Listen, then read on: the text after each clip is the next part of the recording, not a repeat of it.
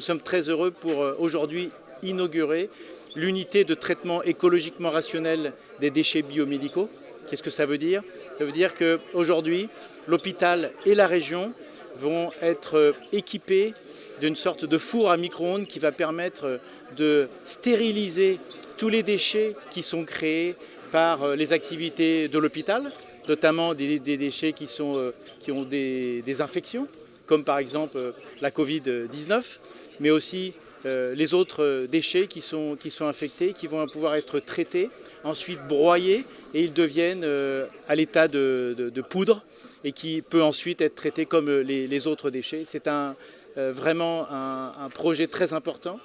L'hôpital de Ziguinchor est le premier au Sénégal à bénéficier de cette technologie, de ce savoir-faire.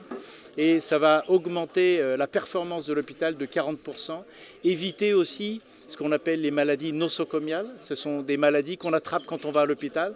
On va pour se faire soigner, puis on repart avec d'autres maladies. Et ça, le tri, la destruction de ces déchets va permettre d'avoir une meilleure performance.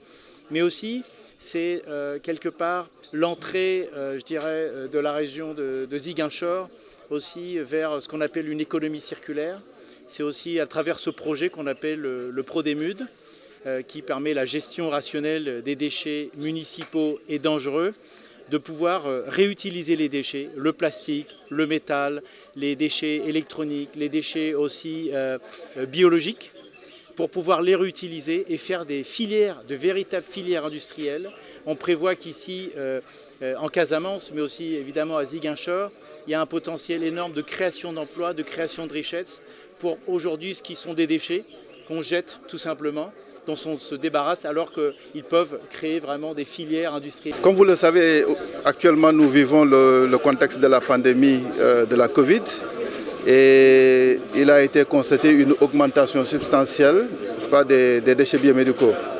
Et ces déchets biomédicaux, comme vous le savez, c'est des déchets qui sont dangereux, qui peuvent être à l'origine de la dissémination de la maladie.